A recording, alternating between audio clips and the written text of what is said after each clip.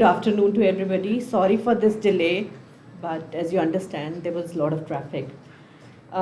Gives me immense pleasure to welcome you to this academic public lecture on the Contemplative Neuroscience, Meditation, Brain Plasticity and Mental Health. On behalf of Clinical Neuropsychology Neurosciences Center, AIMS New Delhi, I warmly welcome our faculty members, our colleagues, residents, students, researchers, and all the healthcare professionals.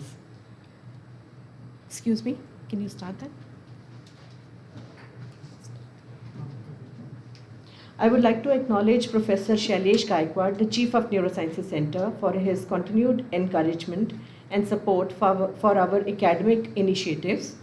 I am also gratefully acknowledge the support and collaboration of all the clinical and academic disciplines and their faculty across the center, whose multidisciplinary engagement has been instrumental in strengthening clinical neuropsychology to this level.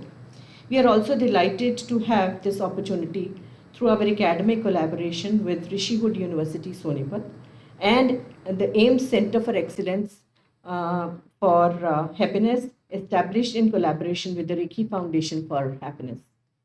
It is my privilege and pleasure to warmly welcome our distinguished speaker, Professor Sara, from Harvard Medical School, the Massachusetts General Hospital, USA. We are truly honored to have her with us and look forward to an enriching exploration of fascinating relationship between brain, meditation, neuroplasticity, and mental health. Ladies and gentlemen, please join me in giving Professor Lara a very welcome here. Now I would like to call upon Professor Shailesh Gaikwad for a few good words. And also, before that, I would be, if you could give her a little token of appreciation for accepting to be here with us today.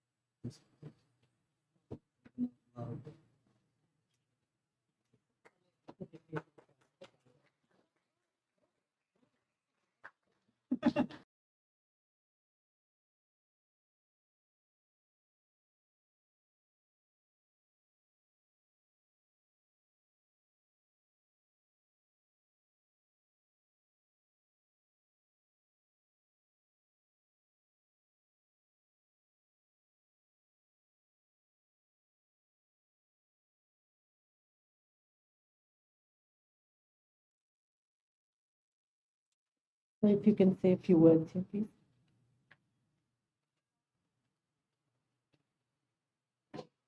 Ladies and gentlemen, good afternoon. And it is a matter of great privilege and honor to welcome the distinguished speaker, Dr.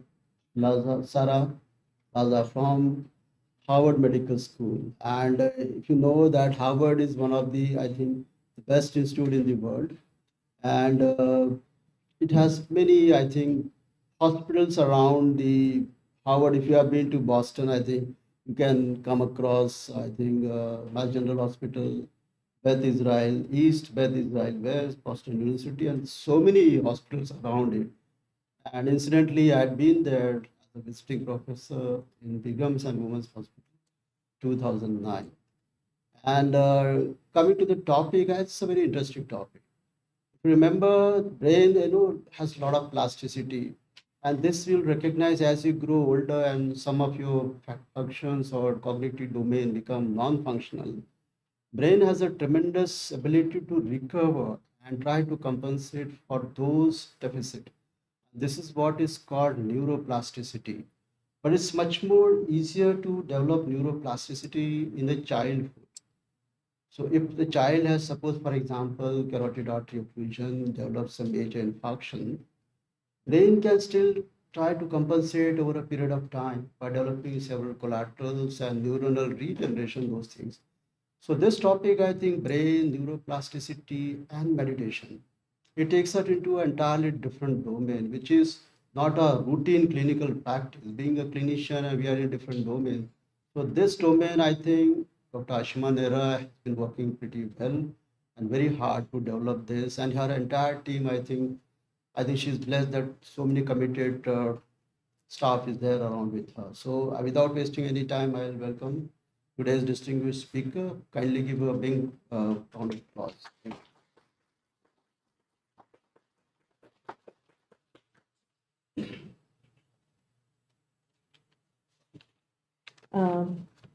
May I call upon Dr. Kanishka for an academic introduction of Dr. Sara, please? Thank you so much for this. So it's now my privilege to introduce our distinguished speaker, Professor Sara Lazar from Harvard Medical School and Massachusetts General Hospital. She's a pioneering neuroscientist and a leading researcher in contemplative neuroscience. She leads the Lazar Lab, which is based on her name, for meditation research, where she investigates how meditation and mindfulness influence brain structure and functions, cognition, emotion, and psychological well-being. Her pioneering work using rigorous neuroimaging approaches, including fMRI, has significantly advanced our understanding of meditation, brain plasticity, attention, emotion regulation, stress, and mental health. Her research brings together the science of the brain and the science of contemplative practices, opening important avenues for research and clinical application. So we are delighted and honored to have Professor Lazar with us today. Please join me in giving her a very warm welcome. It's our privilege to have Professor Lazar with us today, and I think that's now the floor is all yours. Please.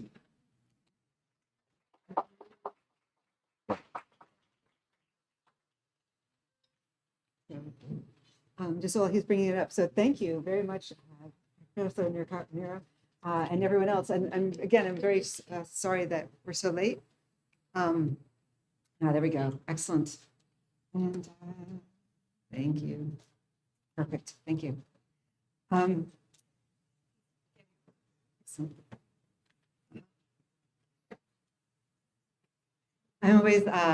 I'm still floored by the depth of generosity and the warmth of the people here in India. And so thank you for this very warm welcome and for all of you being here today and waiting all this time for us to arrive. I always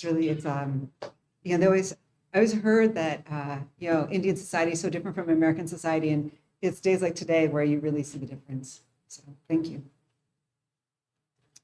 Oh, okay. So I would like to, what am I doing here in India? So you may have heard of Rishi Hood University up in Sonipat. And when I heard about it, I was excited. I've been practicing yoga and meditation for about 30 years now, and it completely changed my life. And I started when I was 27 years old, and I always wished that I had started and had gotten a real education in it much younger, and that it had been, incorporated into my education. So when I heard about Rishi Hood and that they were doing this, I thought, oh, I need to get involved. It's just really dear to my heart what they're doing. And in particular, the Manas, which is the School of Psychology, their three main focuses are mental health in adolescent populations, human flourishing, and learning enhancement. And they just had, this is the fourth batch of students that they have in right now, but they're really doing some really interesting stuff. And so I look forward to seeing what's happening in the coming years. Okay, so most of my research focuses on secular forms of mindfulness meditation, mostly because in the States, that's what's palatable and what's been mostly studied.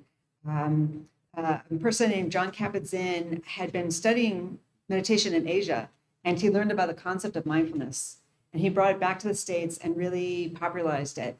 And the way he defines mindfulness is, and mindfulness meditation is open, relaxed, curious, present moment awareness.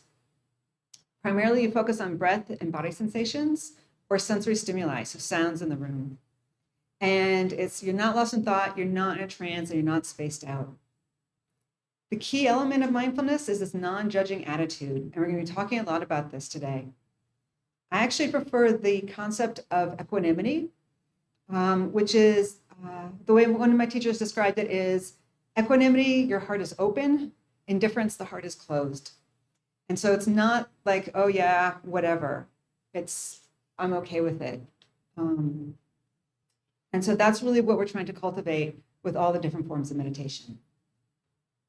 And one of the questions is, can we measure that? How, what does that mean? What does that look like in the brain? The research I'm going to show you today uses mindfulness-based stress reduction, which is a program he created. It's a secular program. It's 8 weeks. It's a group intervention. You have classes each week where you actually sit and you do either a gentle hatha yoga or meditation for 40 minutes in class. And then there's some stress education and some other philosophy mixed in. But then importantly, you're told to practice every day for 40 minutes at home and given recordings to do that. And then a big part of it is what's called anytime mindfulness. So what that is just when you're walking from your house to your car for those 30 seconds, instead of thinking about all the things you have to do today, can you just be aware of, well, I guess today the rain or the sunshine or the sun is shining, the wind's on my face, right? Or perhaps one of my teachers said every time he reached for a doorknob, just for those few seconds that he was reaching for the doorknob, he was aware of what his body felt like. And the idea is we want to get in the habit of being mindful of our body and our experience 24/7. That's the goal. It doesn't happen, but we're working towards that. There have been thousands of studies now about this 8-week program showing it's very good for reducing stress, both self-reported stress, but also cortisol, IL-6, and various other biomarkers of stress. It also reduces symptoms associated with depression, anxiety, pain, and insomnia. Other conditions as well, but I like to highlight these because, as you probably know, they're so common. Even if someone has heart disease or cancer or some other illness, almost invariably they have some degree of depression, anxiety, pain, or insomnia. And we know because of the mind-body connection that helping these psychological conditions has secondary effects on the biological conditions. And as you probably know, meditation was originally designed not for that, not for mental health, but for enlightenment, right? And flourishing and happiness.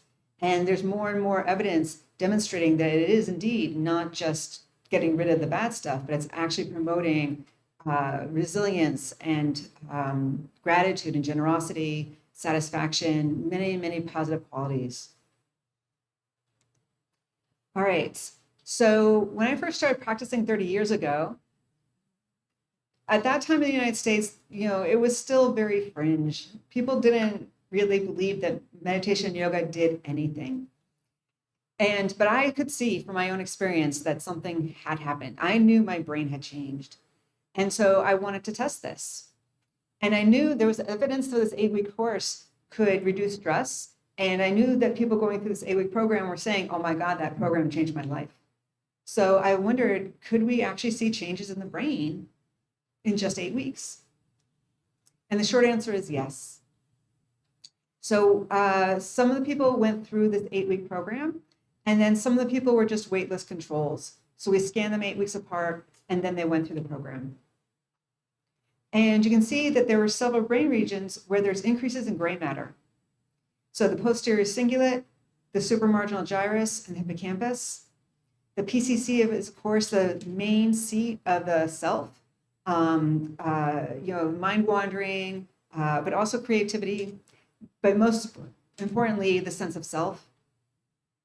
The supramarginal gyrus is involved in perspective taking, and it's a key element of compassion and empathy. And of course, the hippocampus is memory. And as you probably know, all these regions are part of the default mode network, in particular the PCC. And this is gray matter structure, right? So we're showing that in 8 weeks, we're influencing the structure of the default mode network. And I'm not going to talk about it today, but the goal of meditation is to radically change your sense of self, right? That's a big part of what meditation is about. And we can see that that starts to happen in just 8 weeks.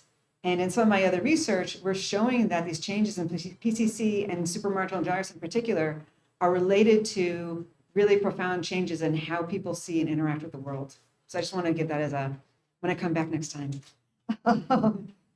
Anyways, but it is, but obviously this network is obviously also very key for depression, anxiety, and many other psychiatric conditions because it is so related to the self.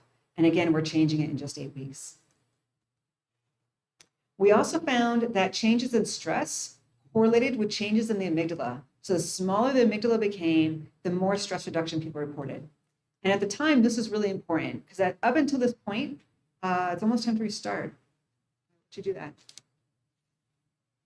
Restart now. All right. Up until this point, everyone said, well, it's been 8 weeks. They're feeling less stressed because time had passed. Or they spent all this time and money in this class and they just wanted to, of course, it was just a placebo effect. But this demonstrated that no, there was a neurobiological reason why they were feeling less stress. And there was a study done with rats where they took a rat and they stressed it out, and that exact same or homologous region of the amygdala got bigger in rats, and we're finding getting smaller in humans. And in both the humans and in the rats, what they showed, it wasn't so much the stress, because with the rats, what they did was they stressed them out, and then they stopped stressing them out. So they stressed them out for 10 days, it got bigger. Then they left them alone, and 10 days later, they measured them again. And the amygdala remained enlarged, and their stress behavior continued for 10 days later, even though they were no longer being stressed out. And so what it shows is that it's not so much our conditions, but our relationship to our conditions.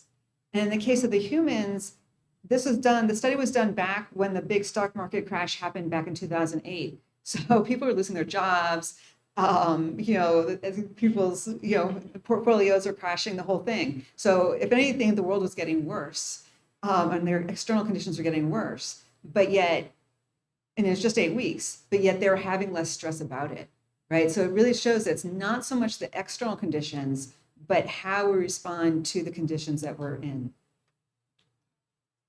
The other region we found was here in the brainstem. This is the area approximately where serotonin, dopamine, and norepinephrine are produced. We didn't measure those molecules, but it's that general area.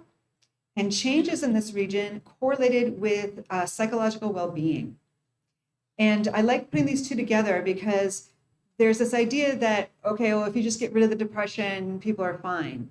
But this really shows that no, that depression and well-being, they are separate. They're different neurobiologically, and we can show that here. And that meditation helps both. So it's both helping get rid of the depression and anxiety, and it's also promoting the well-being. And it's doing it at 2 different levels. All right, I'm going to talk a little about pain.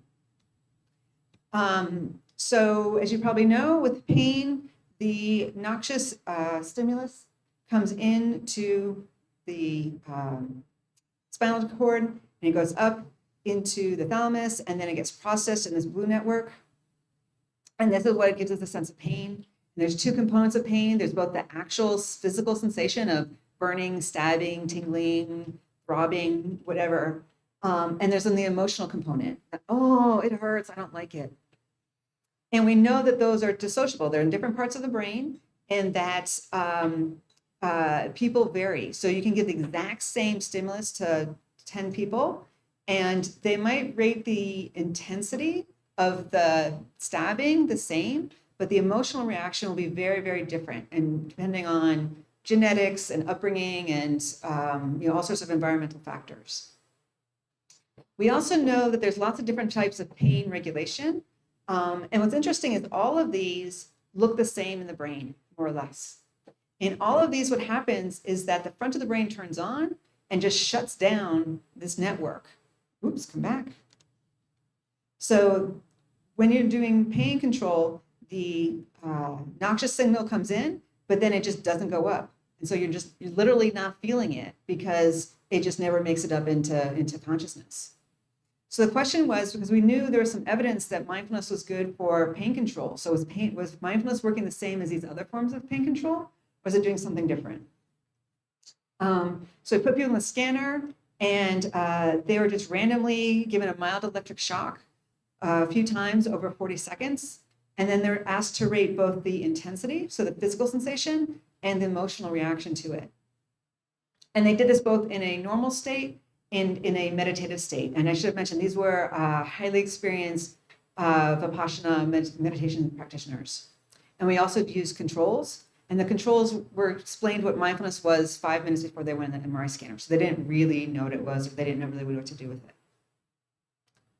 And so what we see is, so this is MP is the mindfulness practitioner, CT is the controls, the blue is in the normal state, and then the green is in the mindful state. So for the mindfulness practitioners, what we see is that the front of the brain, right, which is that during other forms of pain control, that part of the brain goes up and turns off sensory cortex. And in the controls, this is what we're seeing, that in the controls, this is going up. But in the meditators, it's actually going down.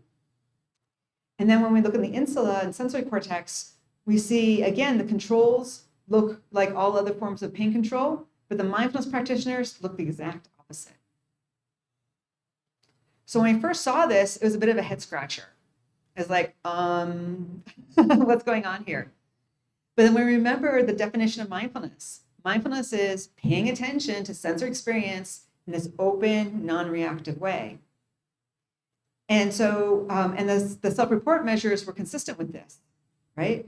And so this is basically what we're seeing, right? So they're paying more attention to sensory experience, right? So not only are they just, not trying to control it and trying to turn it off, but they're actually turning up the gain on the signal, and they're turning off the part of the brain that is trying to control it. So this is the, I don't like it, make it stop, right? The top-down control, that's getting turned off. And the sensory signal is getting turned up. And in terms of the intensity, this physical sensation, there was no change in the ratings, but there was a significant decrease in the emotional response and the unpleasantness of it. So this is really demonstrating to us this equanimity, right? So here it is, they're in the scanner, they know they're going to be shocked, they're being shocked, and they're just paying more attention to it, but in this open, non-reactive way, and being able to experience it more openly. And there's been several studies now which have demonstrated basically the same thing and found the same thing. And one of the studies, they found that the long-term meditators had higher pain sensitivity, so they were able to, because before you go in the scanner, you set their level of shock. So if everyone says, okay, on a scale of 1 to 10, what's a 5 for you? And the meditators consistently pick a higher threshold stimulus. They also found that the connections between the anterior the DLPFC and the cingulate correlated with pain sensitivity in the meditators, but not the controls. And also that the coupling between those regions decreased with practice. So the more years of practice, the more uncoupled the front of the brain and the sensory system were uncoupled.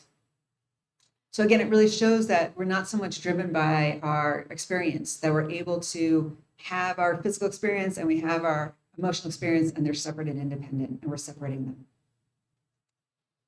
So life is painful, suffering is optional, because we cannot change the fact that things are going to happen, right? We cannot change that, but we can change how we respond to it. All right, so now we're going to shift a little bit and talk about fear of pain. And this is a bunch of different studies that I'll present. So with this, we did a 2-day fear conditioning protocol, and I'll walk you through it. And then people were randomized to either this 8-week mindfulness program or to exercise. And then we did the fear conditioning again post. And we deliberately chose exercise. Up until this point, most of the studies that had studied MBSR had compared it to a wait list or treatment as usual, right, into an inactive control. And so there's a lot of, well, is it, so what? So first of all, it's not doing anything. Then it's like, okay, it's doing something, but well, it's doing something versus nothing. So we want to know, okay, what does it do compared to something active? We know that exercise is really good for stress reduction. And a lot of times people ask me, well, I run, I exercise, and that's how I control my stress. Why should I meditate? And so that was the question, does meditation convert anything beyond exercise? So the exercise group, and we told everyone that there was no control group, right? And this is true, that exercise, we knew that we're going to decrease their stress. The exercise group also got information about diet and sleep and positive attitude and humor. And both groups are told to practice 40 minutes per day at home. So the exercise group exercised for 40 minutes, and the mindfulness group did the gentle yoga or breath awareness meditation. And as expected, both groups reduce stress, and there's no difference in stress reduction.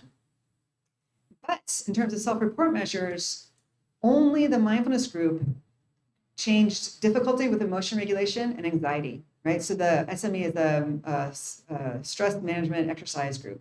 So there's no change in anxiety or emotion regulation, but significant benefits with the mindfulness. So that was our first group hint that yes, the meditation is doing something beyond exercise. We found that home practice related to the changes in stress and emotion regulation. So the more you practice, the more you're going to benefit. Okay, so now the fear conditioning. So you know about fear conditioning, right? So it's basically the same setup. They're in the scanner and they get shocked, but this time they see different colored lights right before they get shocked. And very importantly, we did not give them any instructions about how to do it. Like we didn't tell them to be mindful or what to pay attention to. We just said, you're going to be in the scanner, you're going to see lights, and then you may or may not get shocked. Just try to learn what the pattern is between the lights and the getting shocked. So it was, like I said, it's a 2-day protocol. So there's we're going to do conditioning, extinction, and then we bring them back the next day for recall. And on the conditioning day, they see 3 different lights, red, yellow, and blue in this example. Oops, come back. And everyone got a different set of lights. So some people were shocked to blue and yellow, and red meant safe. But just for ease of explaining things and remembering, we'll say red and yellow was shocked, but blue was safe during conditioning. And all of them, there's 2 different pictures. So, oops, no, here we go. So here you can see that the lights are in the context of an office. There was also, and everyone saw the lights in the context of the office during conditioning. And then during the other phases, they see it in the context of a library. So fear learning. So how well did they, this is a startle response, in response to seeing the red lights, but not actually being shocked. So this is their startle response during seeing the light, not during being shocked. And we'll start with at baseline. And what you see is that, as you'd expect, when they see the red light, there's a big startle response in both the controls and the mindfulness group, compared to seeing the blue light, which meant they're safe. At post, what we saw was really interesting. You can see here that at post, there's still a reaction to the red light, but it's much less. Versus in the mindfulness group, there's no change. And again, for the first moment or so, this was a head scratcher, but then we remembered the pain data and about equanimity. And what we know is that the startle response is again related to that top-down repression of the pain network. And so this is what we're basically seeing with the controls. So with the controls, they see that light, they know they're about to be shocked. So what do? They employ their top-down pain control mechanisms. And so they literally don't feel the shock or feel it less. And so they don't have as big a startle response because they're suppressing it. Versus the mindfulness group, there's no change from pre to post, which means that rather than trying to control it, they're just, again, feeling it with openness and equanimity, that they're not trying to defend against it. And what's been found is that this is actually the healthier response, that people with anxiety and depression tend to look more like this, and that being open to experiencing pain is actually healthier. So we're seeing that this a difference between the exercise and the meditation. So this is equanimity. We found that the change, the difference from pre to post was inversely related to stress. So the more pre and post looked the same, the more stress reduction people reported, and the more they looked different, the less stress reduction they reported. We also found that this differential was related to changes in the right uncinate fasciculus, which is a major white matter tract between the front of the brain and the amygdala. So again, the more that changed, the more pre and post looked the same. And versus the controls, there was less change, and the bigger, so less change in the uncinate fasciculus was related to more change from pre to post.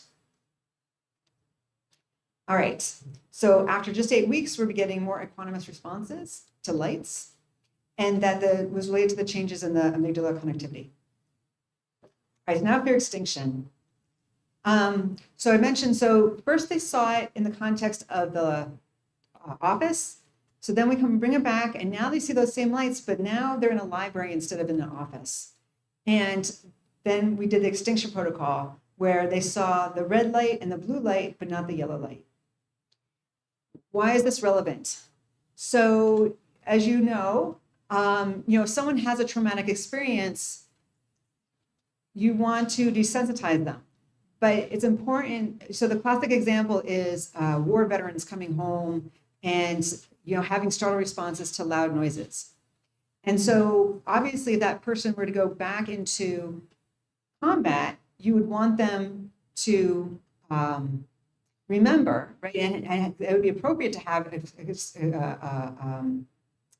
startle response in a combat situation, but you don't want them to have that response in a normal situation. Similarly, if you were to go somewhere at night and get mugged, right, and get attacked or something, you need to remember that, okay, during the day it's okay, it's just at night.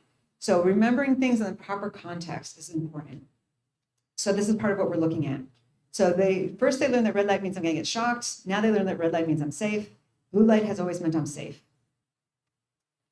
And what we're seeing is that during this process, we see an increase in the salience network in the mindfulness group compared to the exercise group. In fact, that exercise group, again, is turning it off, right? So they're really tuning out and really trying to block their sensory experience. And we see this also both between groups, but also within group, and we see more elements of the salience network. And we also, very importantly, see increased activation of the hippocampus. And we know this is important because if extinction is going to work, it has to be remembered, right? It's no good to have the extinction protocol happen in the therapist's office and then they go home and they forget, right? You have to remember it. And you see almost no change in the exercise group, but a very significant increase in the mindfulness group. Furthermore, the change in hippocampus activity was related to changes in the presubiculum gray matter. So again, it's showing us that these changes in gray matter are conferring real world benefits. And this was only in the mindfulness group, not in the controls. The next thing we found was really cool. So the yellow is an area where the mindfulness practitioners had more activity, and the pink is where the controls had more activity. And this is the hand area. And in particular, the electrode was on their left hand, and this is left hand sensory cortex. So here it is, it's day 2, they're not actually being shocked. But yet the mindfulness group was paying attention to their hand. This is higher level visual cortex. And this is what the exercise group was paying attention to. So they're in the scanner, they're not actually being shocked, they're seeing the lights. The controls are looking at the lights and trying to figure out the lights. The mindfulness practitioners are just paying attention to their actual sensory experience. And again, we didn't tell them to do that. We just told them, pay attention to the lights. They are automatically, reflexively, from all their practice, paying attention to their hand. And then we also found increased connectivity between the hippocampus and the PCC. And this is important for episodic memory consolidation. So all of this together is suggesting that that's happening is that, I forgot to mention that the salience network is important for reactivating the conditioned memory. So they get the memory, they lay it down during conditioning, then during extinction, they better able to bring up that memory and then reconsolidate it with this new experience, right? So before it was like, okay, I was getting shocked, now I'm not getting shocked. So this is what appears to be happening. That they have attention to the cue, increased attention to the cue, increased retrieval of the pain memory, and perhaps more efficient reappraisal and coding. But can we actually show that, right? It's suggestive. The brain data is suggestive. But the only way to really test that is to bring them back the next day and see. So we bring them back the next day, and again, we show them the red, yellow, and blue lights. So red light still means I'm safe. Blue light still means I'm safe. But they don't know about what's going to happen to the yellow light because we didn't see the yellow light during extinction. And again, it's in this new context. It's in the library context rather than the office context. And so the question is, what does the response to the red light look like? Does the response to the red light look more like the yellow light or the blue light? Because if they've forgotten, it'll look more like yellow. And if they remembered, red will look more like blue. And what we see for the control group is that there's no change, right? So the exercise did nothing in terms of their ability to remember red light means I'm safe. But the meditation group had a very significant increase, and there was a significant group difference.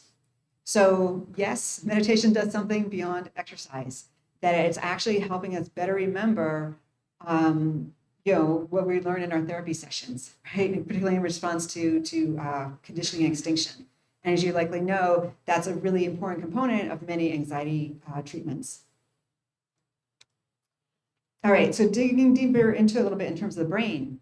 First, we looked at the initial first 2 or 3, or I guess actually 4 stimuli, because when they're in there, that's when you have to make a choice. When I see that first red light, do I recall I'm getting shocked, or do I recall that it's being safe?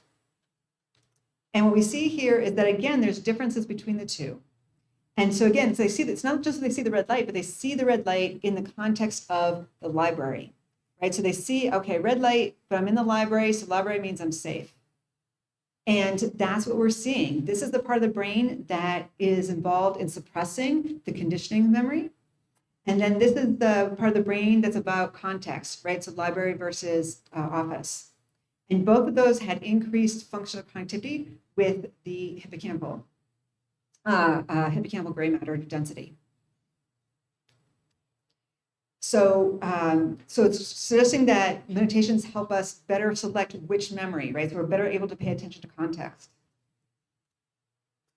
So now this goes on for 8 minutes. So what's happening during those 8 minutes? Because again, the data with rodents and looking at other studies with humans, we know that what happens during the rest of the 8 minutes is important as well.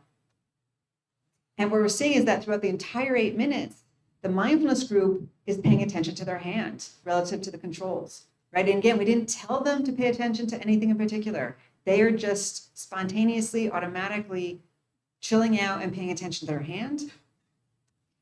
And this is the exact same region that we found during the extinction phase. Meanwhile, the controls are activating visual cortex. And this is an area of visual cortex that's been well established during fear conditioning to be related to anxiety. And indeed, we also found that the more people activated this region, the higher the anxiety or the stress remained. And so the more that the controls turned this off was related to the decrease in their stress, or their anxiety, I'm sorry. And again, it's related to the subiculum and the gray matter changes there. And then finally, what we found were changes in, I don't know what just happened. Okay, let's do that. There we go. In the supramarginal gyrus. And the supramarginal gyrus, as you probably know, is involved in deciding, do I pay attention to my outside world or my inside world? And this, again, is a region that we're finding changes in gray matter in just 8 weeks. And we see that, yeah, there's a small change in the exercise group, but it's a much more significant change in the mindfulness group. So, and this correlated with practice time. So what we're seeing is that we have increased engagement of the SMG, and that increased engagement we think might be related to deciding, okay, am I going to pay attention to my hand or am I paying attention to the lights in this very anxious way? So this is our model then. So we have that, first of all, they're better able to decide which am I going to pay attention to, and then they're better able to then maintain that and continue to pay attention and just chill out and be aware of what's actually happening rather than stressing out and trying to figure out, oh my God, am I about to get shocked? All right, so it's more effective than exercise for fear conditioning and anxiety. And the key thing is mindfulness of the body. Well, a question we get a lot from people is, okay, I'm just paying attention to my breath, right? Or I'm doing a body scan. In yoga, I'm just, paying attention to my body. Like, what use is that? And this really shows that it is key, right? That, there are other forms of meditation, as you know, and that, but for mindfulness, at least, that the body awareness is really important because it's the habitually paying attention to your body, being okay with your body, not being reactive about sensations in your body, which is what we practice in meditation, that is a really important skill that we're learning that has real world implications and real world uses in the context of fear and anxiety. And we're shifting from thinking about and defending against threat to this experiencing life openly with equanimity. And so meditation is not evasion, it's a serene encounter with reality. And so I think I can stop there and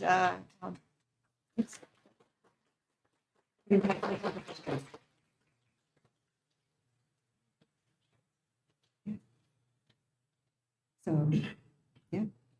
You can just open the floor for questions. Oh, it's open. Yes, the floor is open for questions. Okay. And I don't know how, does people raise their hands or is there a microphone? Yes. Lecture.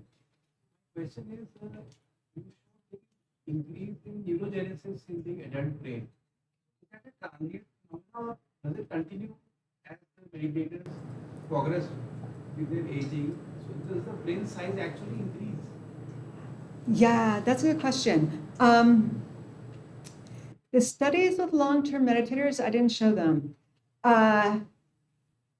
Some regions, yes, some regions, no.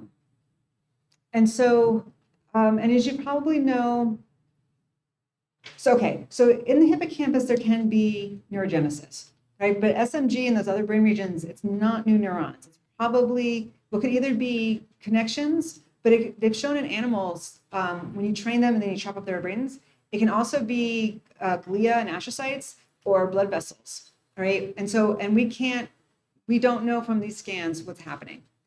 And there's some evidence that, and then, which as again, is that when you first learn something, there tends to be an increase in gray matter, but then as you learn, it gets more efficient and then you get pruning, right? And so in the long-term meditators, you actually don't see this as much. You see it in the PCC, we found it, but it was below threshold when it was only 15 people in our first study, right? But there was a hint that the PCC was larger in the meditators compared to the controls. The main thing we found in the long-term meditators was actually the right anterior insula, which we didn't see in the 8 weeks. So as people know, when you first start practicing, like it's sort of effortful and there's a lot of emotion regulation going on, but then it gets easier and it changes and shifts over time. And so that's what we think is happening, is that early on, we're sort of seeing this more effortful type of practice. And then, but with experience, it's more the insula, which is, awareness of the body and the integration of thoughts, emotions, and feelings and whatnot. So, so yes and no. So some regions continue to grow, but other regions disappear. Patients, your studies are 40 minutes. Yeah. Is there a minimum threshold or this is something that patients come back to us that they would have time for half an hour, 40 minutes? Yeah. So is there a minimum threshold that has a cutoff between effects on the brain and having no effect? Yeah, so there hasn't been a dose response study with brain structure and function, but there has been with just symptoms, and it's variable. And some studies say that okay, maybe 10 or 20 minutes is okay, that you can get some benefits. We did a study where we randomized people to, and this was actually hatha yoga, 10 minutes a day, 40 minutes a day, or 10 minutes 3 times a week and 40 minutes 3 times a week. And we had hypothesized, for the reason you just said, that that middle group would have the best, because we thought that, okay, if we gave them the flexibility, that, okay, if they couldn't do the 40 minutes, they'd still do the 10 minutes, right? We thought that that'd be the best. We were surprised, at least for stress, that the 40-minute per day group was the best. And what we found, again, was that it was just total number of minutes. So even if you only practice once or twice a week for 40 minutes, that was 80 minutes. And even if you practice every day for 10 minutes, that's only 70 minutes. And of course, not even the 10-minute group, not everyone practiced every day. So, and then that middle group, again, they didn't, at least over the course of 8 weeks, it wasn't enough. They were just right in the middle. So it was just a pure correlation, the more you practice. And it seems like, if you tell people, okay, only practice 20 minutes, they only practice 10. If you tell them 10 minutes, they only practice 5. So go ahead and tell them 40 and just say, do your best. Yeah. Other questions? Any other question? Anybody else? Yeah. Please. Thank you, Doctor, for this. Uh-huh. If it is audible, I can talk to you directly. Like Yeah. You can start the mic.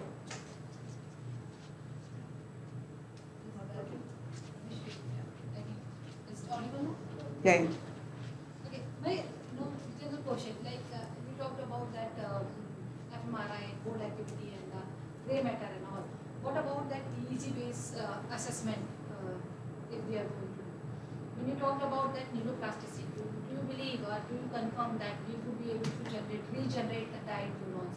That's one question. Like Wait, So say that again. What was the question? the neuroplasticity. Right, so regenerate the neurons. Conception or misconception of neuroplasticity, that we would be able to generate the New neurons. died Yeah, neurons. So, yeah. So if we are going to calculate the assessment based on that EEG kind of paradigm, Right. would we able to find that measurement difference when we are doing with EEG? Question number 1. Right. Question number 2 is about like memory when you talked about. So Right. how do you suggest like the meditation part would be able to helpful not only in episodic memory but for the long-term memory gap like dementia and Alzheimer also. Right, So okay. How meditation would be helpful in dementia and Alzheimer? Right. These 2 questions are. Okay, so 2 questions. So for the people online, the question was, can we actually measure neuroplasticity, so actual growth of neurons? And then what about Alzheimer's and their dementias? Great questions, both of them. Right, so my understanding from talking to people is that neuroplasticity, like the actual growth of neurons in the hippocampus, you can't actually detect that with MRI. Like they're there, unless there's a lot of them, right? But that, that probably what we're seeing in the hippocampus, there might be new neurons there, but probably a lot of it is actually branching or astrocytes or blood vessels. And certainly, again, in the other brain regions, it's not new neurons. It's got to be something else, and we don't know what. So that's the first question.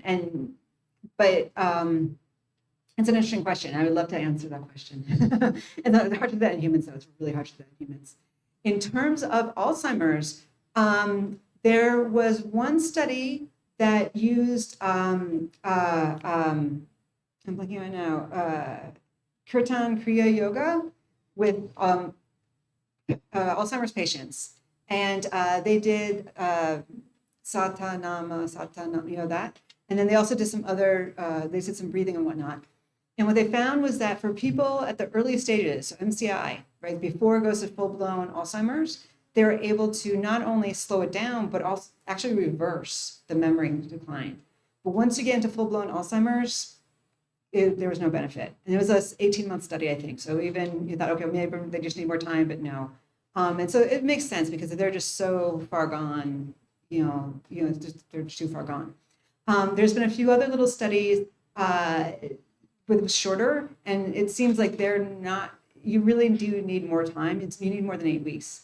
But there are hints after 8 weeks. And we did a small pilot study, and we found with people with just MCI, with the mindfulness meditation, and it was too small to get stats, but they're definitely, we're seeing, after 8 weeks, they're like, yeah, I don't know, maybe there's something happening, I don't know. But at the end of this, we then test them at, it was a 4-month study. At the end of 4 months, they were saying like, yeah, I was paying more attention. I was more aware of like what I was eating. So definitely they can do it with MCI. Yeah. Thank you. Yeah. And then also, because I thought I was supposed to talk about it, but I'll just show you. So we did a study. We randomized people to 8 weeks of mindfulness meditation or to crossword puzzles and Sudoku. And what we saw, and then we did pre-post and then 1 year and 2 year follow-up. And this is food intelligence, so Ravens.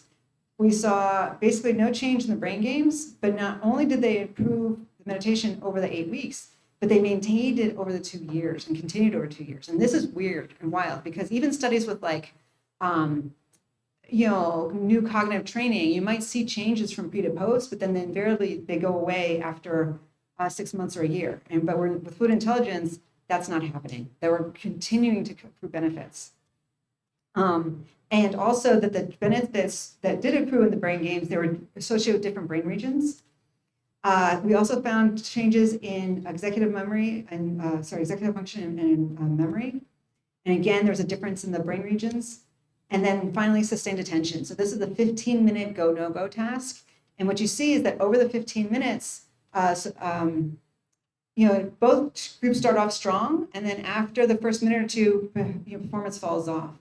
But with the mindfulness group, performance didn't fall off, or just fell off slightly, didn't fall off completely. And then that got better and better and better at every time point. And so again, what you see is that, again, the controls, yeah, they got some benefit, but then they lost it. But the meditators, they maintained and continue to improve. And what's really cool about this data set was that the controls, because this is crossword puzzles, Sudoku, controls practiced every day. The mindfulness group is only practicing on average 3 or 4 times a week, but they had the benefit even though they weren't practicing every day. So it's really clear that it's doing something really powerful. Yeah, great question. If I can, if there is any other question, one last thing. Yeah. Hi. When you say mindfulness stress reduction, it's just meditation. Yeah. Do you think So would breathing practices have more effect? Potentially, yes. I think especially for, because one thing about breathing exercises is that it helps with blood flow.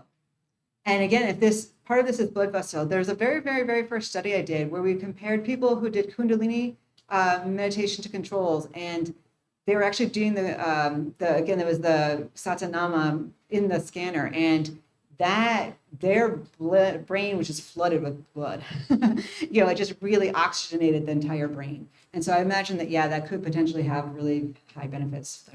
But again, I don't think, I can look at the study, but I don't think they include, maybe they did include pranayama. Well, they did the satanama, because I think there was breathing with the satanama. I think it wasn't just the mantra. But I don't remember. But yeah, the thing is, there's not as much research with the pranayama. But yeah, I might guess would be helpful. Uh-huh.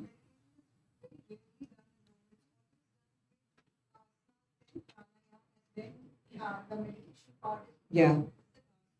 Yeah.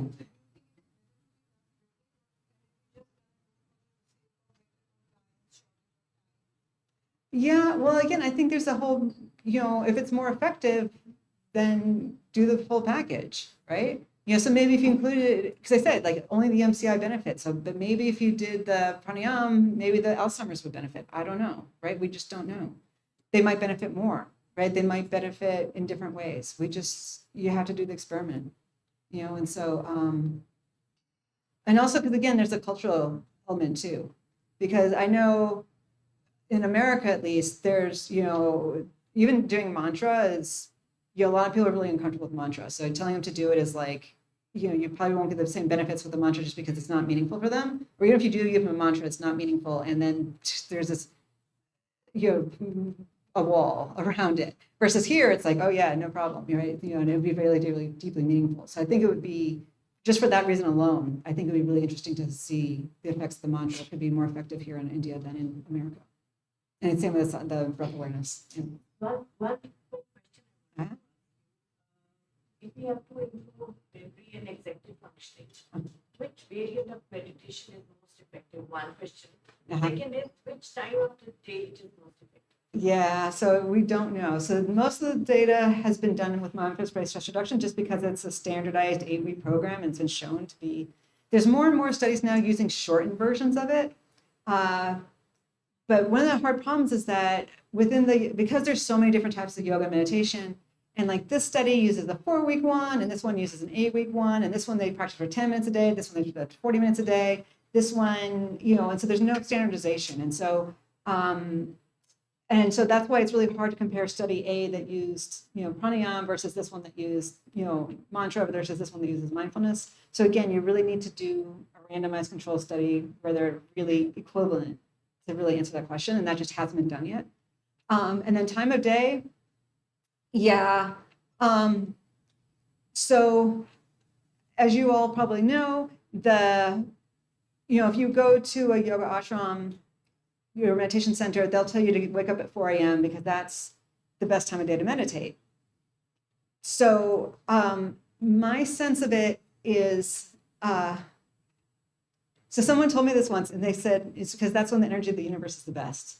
And I said, okay, that was in India. Here in the States, 4 a.m. is, 4 a.m. in India would be like, 2 o'clock in the afternoon or 6 o'clock in the afternoon. And so we should go at 6 o'clock, not at 4 a.m., right? But so what we do know that happens at 4 a.m. is the autonomic, the sympathetic parasympathetic shifts and changes at 4 a.m. And so that's what I suspect is happening. That's why 4 a.m. is the best time of day to do it.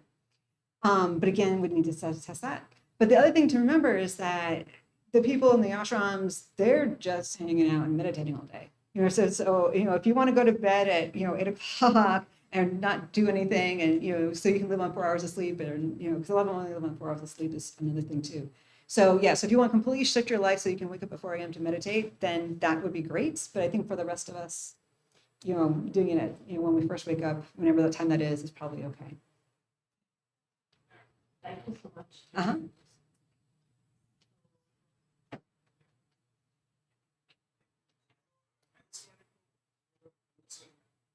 Psychosis.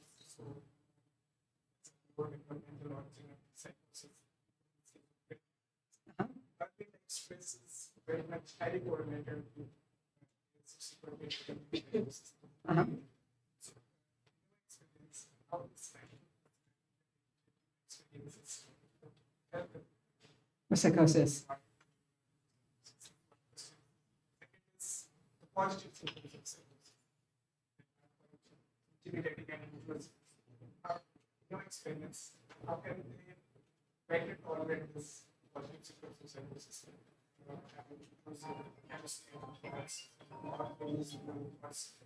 with better introspection, I will usually exercises prescribed, but mindfulness kind of practices. Right.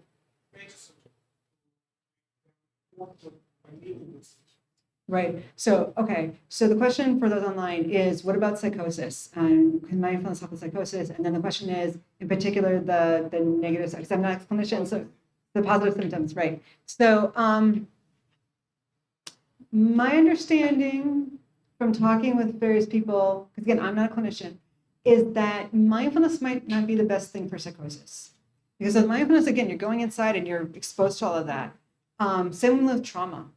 The trauma people in the States, they suggest starting with asana because you're getting the benefits of the yoga practice and then the attention practice and the calming and all the good stuff of the practices, but it's not so internally focused. So oftentimes what they'll do is, they start with the yoga and the asana practice, and then once the person has built a container and they're better able to hold their emotions, then they get them into the mindfulness. Or if they do start with the mindfulness, they start with just 5 or 10 minutes. Because again, you don't want to take them longer than that.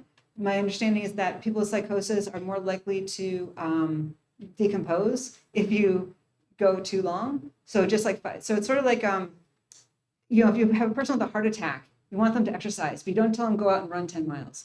You do 10 minutes of walking on a treadmill, right? So the same with meditation, start off real simple, real gentle, real easy, and then gradually build up as their system builds up. But then in terms of positive symptoms, I don't know. Again, I think it's I don't know. Again, it's good in general for rumination, and for becoming aware of your thoughts and coming to gain distance from your thoughts. So, but I think you have to be careful in how it's taught. I'd want to work with a really highly trained, a meditation teacher who has psychological training and have like a really close collaboration between the, allopathic therapist and the yoga teacher, so that they're really, because then if some gurus will just be like, oh, you don't need medication, you don't need anything else, yoga will solve everything. And like, yeah, no, you need to proceed with caution. Years ago, we done an international review and we found that through systematic review, at least 6 weeks to 8 weeks of a program Yeah. to have an effective effect. Yes. Yeah. Yeah. Thank you so much, Dr. Sara. Thank you. We appreciate the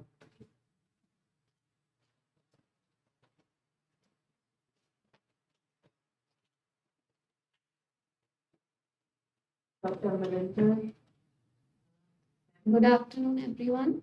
As we conclude today's enriching session, I extend my sincere gratitude to Professor Sara for sharing her pioneering work and insights into the fascinating relationship between meditation, brain plasticity, and mental health.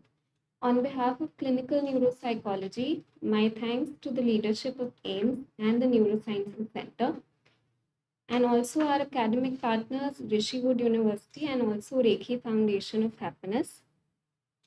We also thank all our faculty, students, colleagues for making this academic interaction possible. Professor Sara, thank you for being with us and for enriching us with your scholarship. May today's dialogue inspire continued research, collaboration, and new thinking in contemplative neuroscience.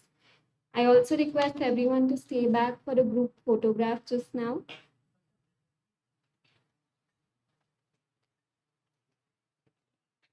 So, Sara, we know Harvard is the best school, one of the best schools, but we are very proud to say AIMS is one of the best. And that's it. And he is the, yeah. So there are faculty members here.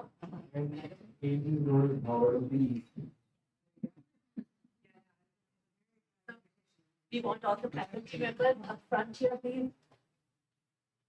And everybody, all of you here. How do we take a picture? Everyone please come, please join. Thank